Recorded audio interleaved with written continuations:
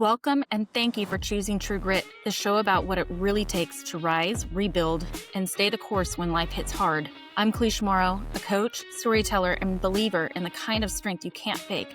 Around here, we talk about real people, real stories, and the lessons that shape us, from resilience and mindset to health and healing, because grit isn't about grinding harder, it's about who you become when you don't quit. Let's get into it. Hello, and welcome to True Grit Podcast. I have a special guest on today. It's my good friend, Coach Emma of Fit Habit Coaching. Hi, Emma.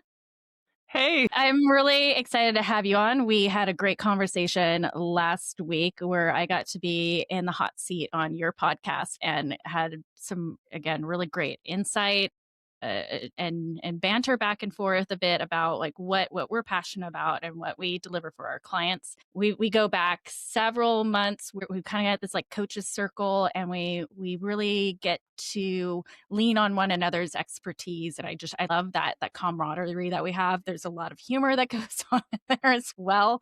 Yes. Just, with being a business owner and what we see out there. But yeah, again, like just finally getting to this point where I can start having you guys on the podcast. I've had a few from our group on so far, and it's always been a great conversation. And you yourself have your own podcast, and you've been cranking away at those, and they've been so enlightening, I know, for so many people. But again, I just wanted to give you like a really warm welcome to the show, and I'm going to kick it over to you. Introduce yourself and kind of like what brought you into coaching and some of your background. So kind of wherever you want to take it, the floor is yours. Well, thank you so much for the awesome intro and for having me on. This is fun. I love being on people's podcasts, having conversations and chatting about all things health and fitness. And you're so good at it. Thank you. I don't think I am, but I guess I have done quite a few podcast episodes now, so I'm a little bit better than when I started. Yeah, and isn't that the truth? And it all comes with the practice. And I don't know about you, but every once in a while when I go back and I re-listen to the podcast, I'd be like, where did that come from? Wow, okay. Like it's just like the little coins in the confidence bank. And we just did, and making notes of things that we can get better on. So yeah, it's nice to have an experienced podcaster on here and be able to riff on this and again have this conversation. Well, thank you. So I'm Emma. Emma Kirchner. I have not legally changed my name yet. It's just such a hassle, and I already had my business, so I didn't want to go through all the legal stuff. But that's what I go by. Yeah, I feel that. Yeah. So Emma Kirchner. And I own my own coaching company. It's called Fit Habit Coaching. I started it probably, like 2.5 years ago now. So I've been coaching for a couple years, which is really crazy. It really has flown by, like thinking about it. But yeah, so got into coaching from, like most of us, through personal life experiences. I struggled with my weight for my whole life. I've been overweight, underweight, struggle with body image, relationship to food and exercise, had multiple gut health problems and hormone issues, and still are having hormone issues, or still am having hormone issues. And so I feel like I was put through a lot of those challenges and hurdles to help others through them. So that's why I coach, kind of broad, but willing to dig into any of those. Yeah, things. no, it's great. And actually, since you brought up, okay, there's a couple things that I'd like to touch on right there. And we can start off with that relationship with food and exercise. It is something that I know what I can relate to with clients, and a lot of time it's like my own history with autoimmune diseases and getting out of pain and those things. However, I was lucky that I never really had a bad relationship with food, maybe just a misunderstanding. I'm somebody that when I get stressed out, I lose my appetite. So that on its own has been an issue. So I won't go into like this one period of time where I just under immense amount of stress, I was basically force feeding myself.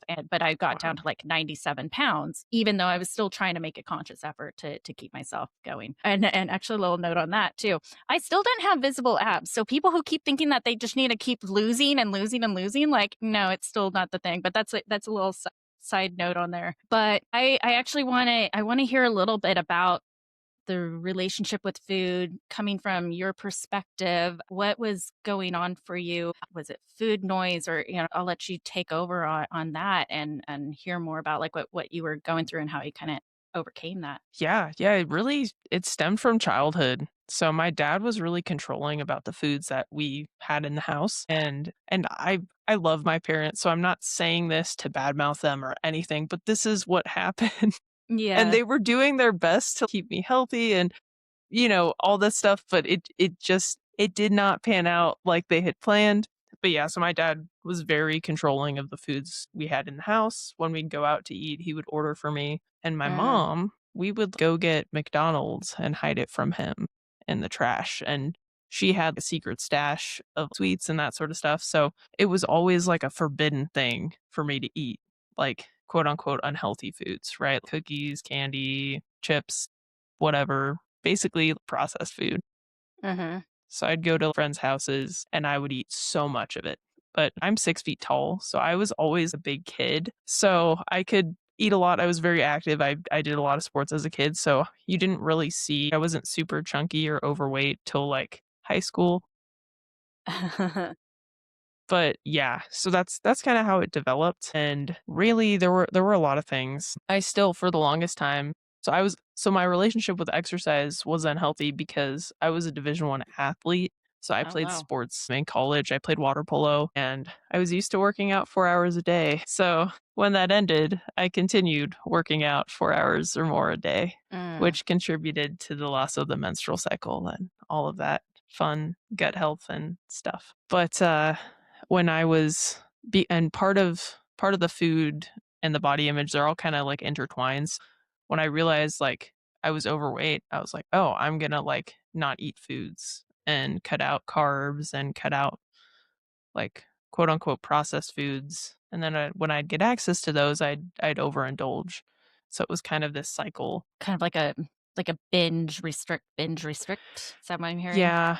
It Yeah. wasn't, like, clinically diagnosed. I wasn't eating 5,000 calories in a sitting, but it'd be like, instead of just having 1 cookie, I might have 4 or something because I'm like, "When am I gonna have these again?"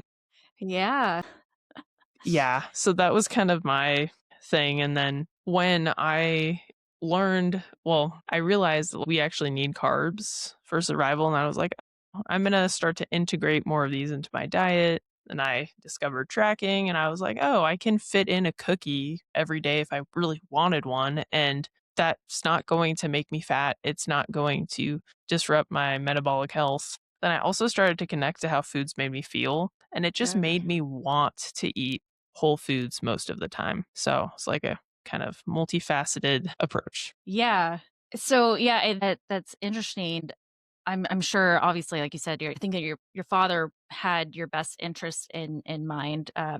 We as a parent myself, like we yeah, sometimes some things are like hindsight 2020, that kind of thing, and you're just doing the best you can with what you have. But at the same time, what didn't realize he was doing was creating that poor relationship, that restrictive dieting, and I think that's what we see a lot with our clients. They think that they need to be really restrictive, and then that naturally does trigger a binge session. Something goes wrong, and then they self-soothe with food. It's that those, like, kinda guilty pleasures, if you will, and it makes you feel better temporarily, but obviously then you go through the cycle again. You probably put on a little bit of extra weight or just feel guilty in the moment, and then you're kinda doing all these cycles. But yeah, go Well, the ahead. interesting thing was that it wasn't like I'm using this to cope with stress or Mhm. whatever.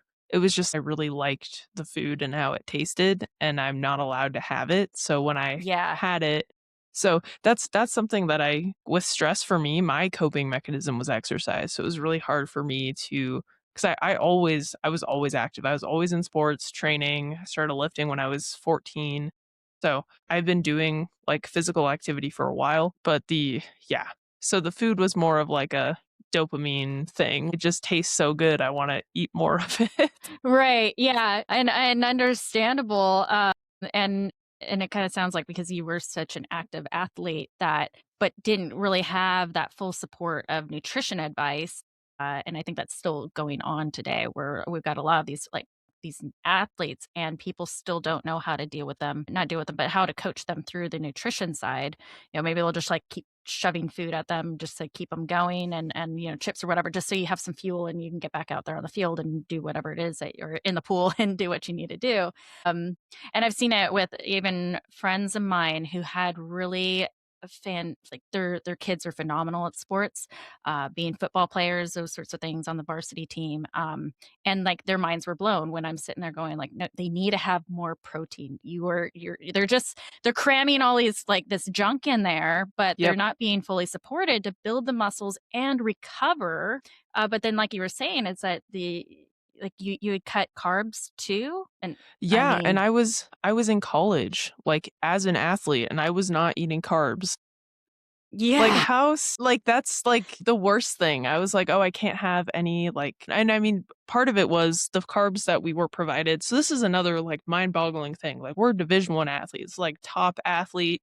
Parents are bringing food post-game, and they're bringing, like, Costco muffins yeah, and chocolate croissants and chocolate milk. And I guess chocolate milk's pretty good. It's got carbs, and we do need that. We need a lot of calories. Water polo is probably one of the most yeah, intense physically sports because you moving, don't touch yeah. the floor. Like you're constantly treading water, swimming. You're keeping your head above water. It's you burn like 4,000 plus calories a day. Oh, I So believe it. yeah. So chocolate milk, pretty good.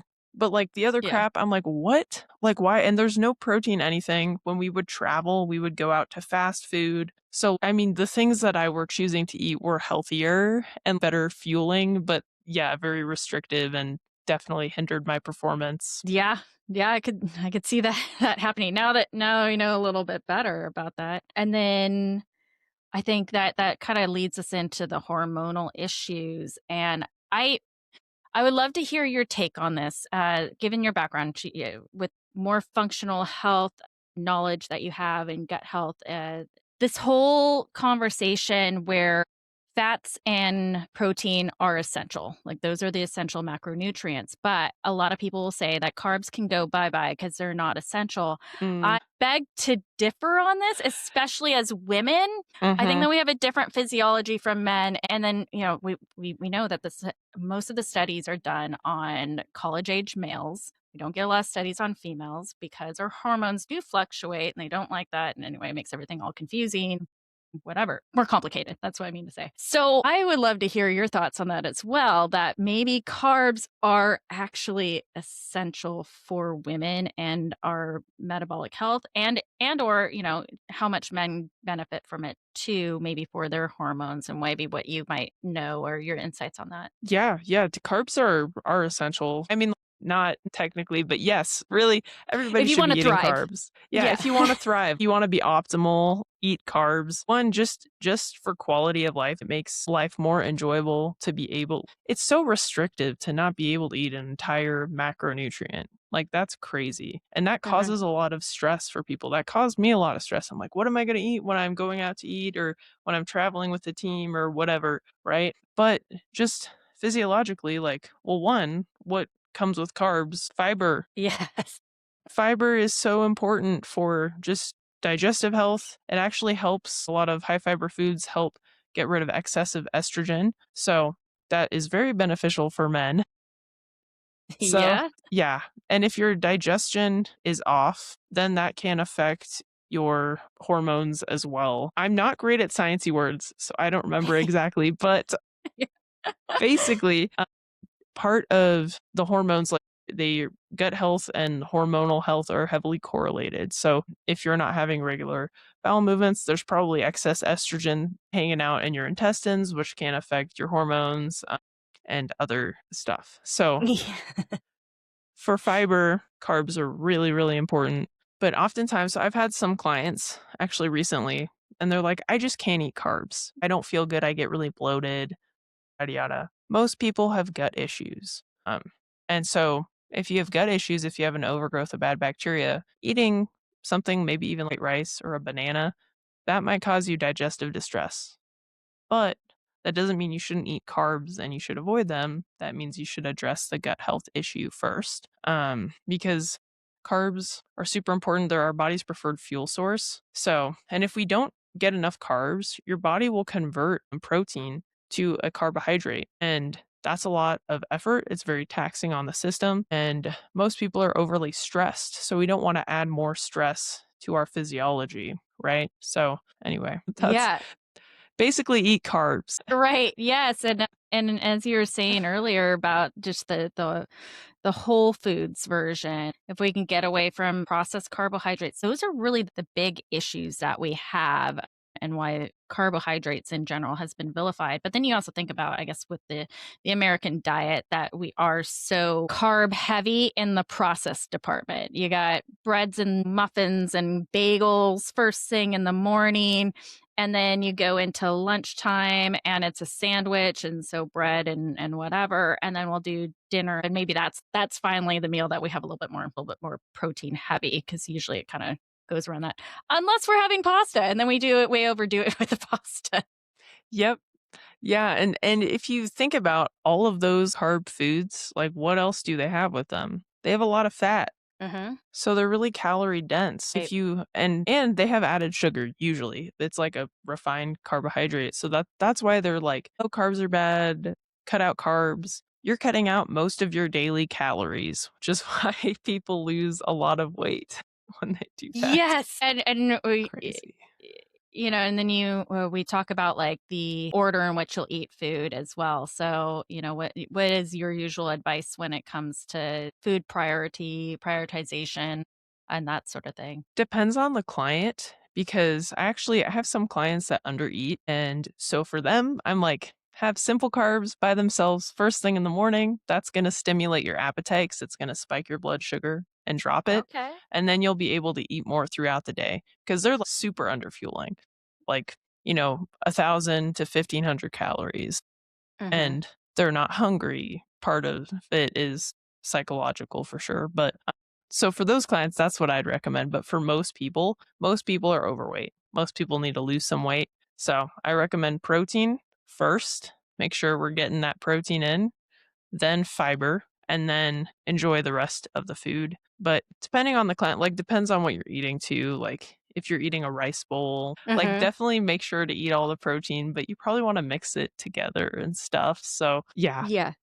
Well, and I hadn't really heard that before, and now that she mentioned it, that absolutely makes sense. Where it comes kind of full circle to what I was saying earlier, where when I have those moments of like high stress and I'm dealing with just low appetite. For me myself, I wouldn't normally, and I've been on a savory breakfast diet for so long because I would get hypoglycemic and that sort of thing. Just blood sugar issues run in my family, which is also, again, like why goes back into my why and why I want to work with people and train them and how to have a better relationship and understanding of their nutrition. So for me though, I have stayed away from any kind of carbohydrate type of breakfast. Now that you mention that, like, and that's another thing, like, yeah, talking with clients, how to get them out of those crashes and cravings and all that sort of stuff, they're usually people who have started, their day off with carbohydrates. But I see that there's a strategy though that yes, it comes into place that I hadn't thought about that. See, you learn something yeah. new every time. Yeah. Yeah, and I was going to compete in a powerlifting meet, and I have my own coach because I tend to overtrain given my history, Mm. and I was having to eat like 400 grams of carbs a day. Oh, wow. And so I had to fit them in in different ways that I wouldn't necessarily advise clients do, like putting maple syrup in my water and other weird things, maybe just having a snack that's literally just carbs just to fit them in. But I'm metabolically healthy. And so that Mhm. makes a huge difference too because your body is more resilient when it's healthy. So you can do things like that. You can have blood sugar spikes. That's not the end of the world. Your body's meant to be able to handle those. It's just if your body's not capable of handling those, that's when it becomes a problem. And that's when you wouldn't want to do that sort of thing. Right. So kind of like you said, it's like a case by case basis. Yeah. So then what would be your advice then for somebody like me where I do tend to have that like big spike and then that dip at the end? I guess how would you walk me through that? Because I'm sure that there's some people out there that might have that something similar. What's Well, coming up it for you? depends because I'm being like general, right? And usually Sure. people who have blood sugar regulation issues, they tend to have a lot of stress. They might Oh, have some gut health issues. So usually there's something else underlying there. And so for those clients, usually I'd want to make sure like stress sleep is dialed in where your gut health is functioning pretty well. And then usually those hypoglycemic issues tend to be resolved.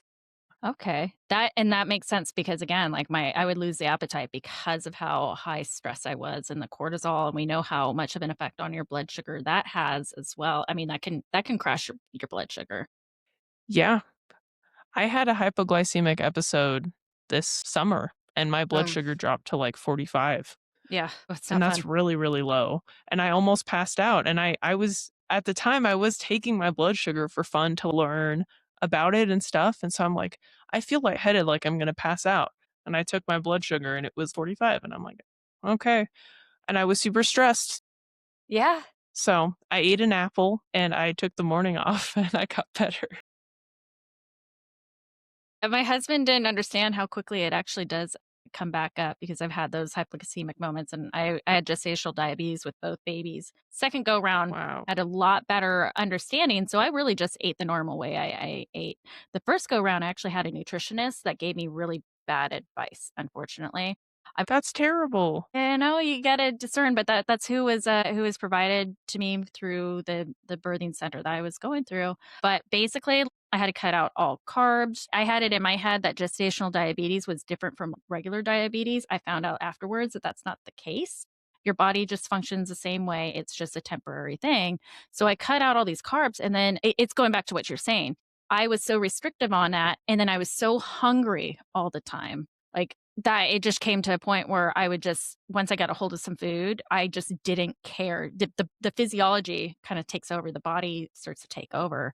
And then I would eat way too much of the thing that I really shouldn't have eaten. And then I would have like this huge blood sugar spike. But anyway, yeah, kind of going back to that, just being able to manage all of that. And I started going on a rant and I lost my train of thought of what my main point was going to be.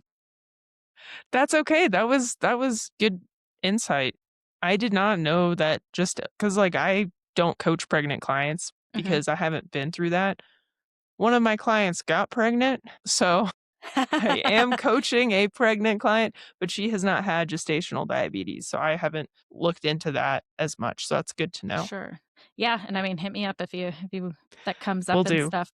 But so you know that really it's just the same thing. It's just it's dealing with somebody who is diabetic, but managing it through diet. You can do that. They just were concerned when I was having too many episodes the first go round where I was having too many fluctuating moments, like those big fluctuations that they might have to put me on insulin if I couldn't keep it under control. Wow. So we definitely wanted to avoid that. But again, second go around, I ate just the way that I normally ate. Oh, I think that's where I was going with it.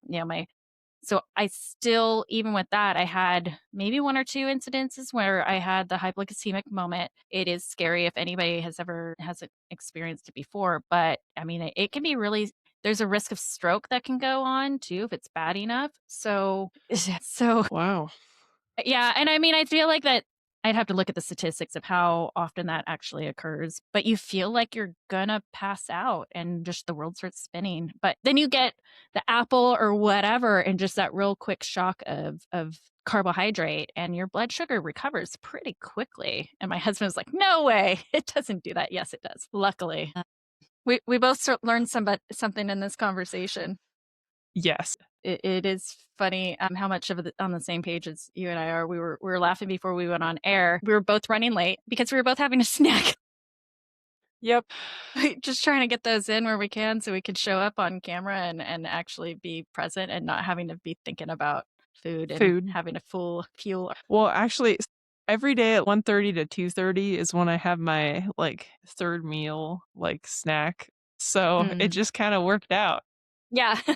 Oh, perfect. Yeah, oh, actually, I wanna kinda circle back though, like, the fact that you're a Division I athlete, I haven't talked to very many people who were at that level. I would actually love to hear a little bit more about that journey. What kind of got you into that, and just like what was it like to, I mean, push through? Like you said, like you're treading water the entire game. Like, you don't get a rest. Obviously, you work your way up to it and stuff with the conditioning that comes along with it, but there's got to be just like so much mental stamina that goes in there. And I would love to dig into that more with you and hear more of your experience with that. Yeah, yeah, sure. So, well, when I get into something, I go all in. So, in high school, I played water polo and basketball, but I really liked water polo, and I'm like, I'm gonna play water polo at a Division 1 school. That was like freshman year. I set my mind on that, and I was not a good swimmer.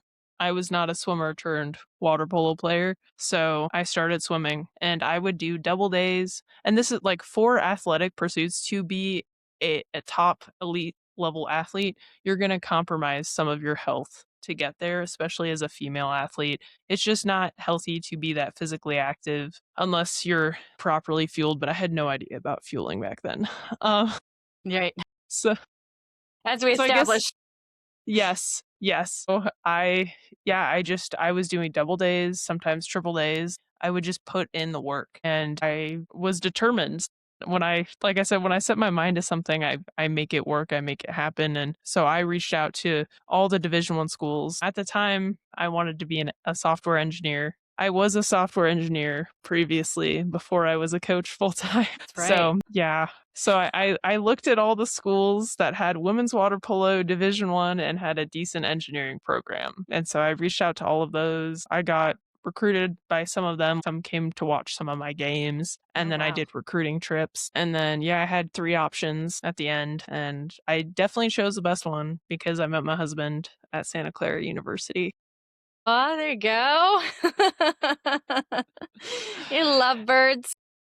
Yeah. So but yeah, I'm typical type A, overachiever, does way too much stuff all the time. And so I probably didn't do anything. It wasn't optimal, but I just worked really, really hard and ended up being pretty good. I'm also tall, which helps. I have long arms, so it's good for water polo, for swimming. And then yeah, I ended up at Santa Clara University. I was one of the slowest.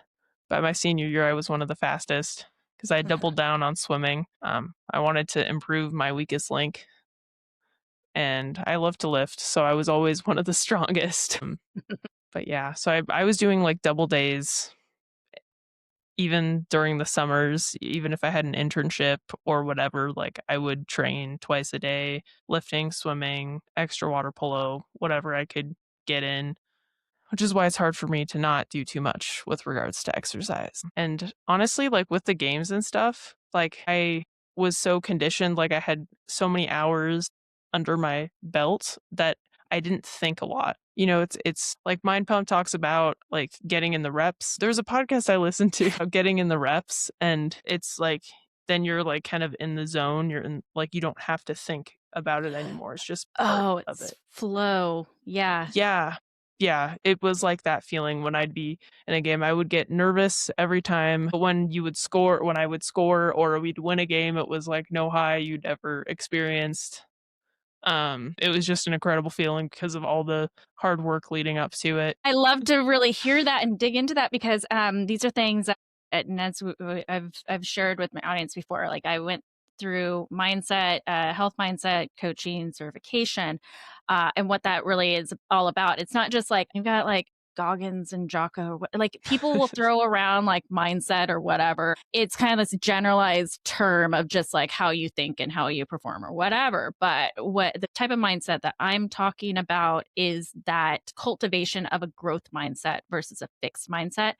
And so there's a few different things that you touched upon that it all makes sense once you understand the psychology of it. For the listeners to hear this, that you get people who are like just those, what we would say, quote unquote, natural athletes. But what also happens is a lot of times we see people at like when they've reached like those upper limits of their training, that they didn't start that way.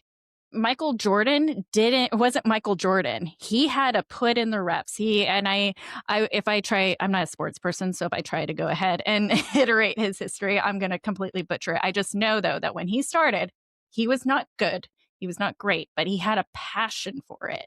And that was what changed it. And we find too with a lot of people who are natural athletes, if they are just praised for being like, oh, you're just so naturally good or whatever, they're not as willing to go out there and really put in the extra effort. They kind of just, they peak, but then they won't go much beyond that. Whereas somebody like you, where it was, I'm not that great. However, I want to be, and I'm going to be great. And then you put in that time and effort, and then it is that grit. It's that passion meets perseverance, and you just overcame it. And so like you are definitely the epitome of the two things, the growth mindset and the grit to get yourself to that level. Like you said, you started off at like the slowest person your freshman year, and by you said yeah, senior year was when you Yeah, were. year, but like for sure, probably top 3, maybe 4 of the team. Our team had like 25 people on it. Not most of them played. We always have a big freshman class for water polo, and then some people realize, I don't think I'm gonna get to play a lot, and this is a lot of time in the pool, so I don't know if I want to commit to the next year. So Yeah. we tend to lose some underclassmen usually. Yeah. And understandable, if it's not something that somebody really wants to do, then and they're just not going to put in the effort to do that, and hopefully they move on to finding something else that is really that speaks to them and that they really want to do that. And of course, there's nothing Honestly, wrong with that, but not playing sports in college is probably a much more enjoyable experience. Just no, seriously, it was like 4 hours a day, and I was also like school, labs, whatever. It's like I did not like a lot of people make lifelong friends in college. I did not have time to go hang out with people at all. So I met my husband, yeah, so that was there you go. great. But, I don't have super memorable college experiences, spring break trip or whatever. It's like, no, water polo. So, there's positives, negatives, I but guess yeah, the would have was that maybe it just kept you out of trouble then. not really. Like Okay, then never mind. athletes are some of the biggest part of the part of my like weight loss journey too was I was very insecure just in general. Always had a chip on my shoulder, which is why I worked really hard. And so I would do stuff to fit in. So I drank a lot. Like my freshman year, I put on a lot of weight. I was probably 50 pounds heavier than I am now, but I Mm-hmm. was working out 4 hours a day. So Yeah, it's like, what's the missing link here? Nutrition and alcohol, So mind blown. yeah. But yeah, like when we talked on my podcast about like true grit, I was like, oh, I feel like I kind of have that. Not because I tried to or whatever. I'm just like, if there's something that I want to do, I just do it.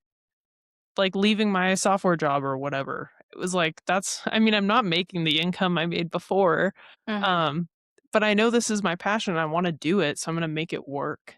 And it's like, yeah. So looking back on my journey and given the conversation we had on my podcast, I was like, oh, I do have that thing, I guess. Yeah. Yeah, it is it's interesting to always be able to go back and look at your own story and really replay back like the whole situation, and it's the coins in the confidence bank, of being like, "Oh wow, look, I did really show up for this. I committed to something, like you committed to something and you said that you were going to do this and then you did it."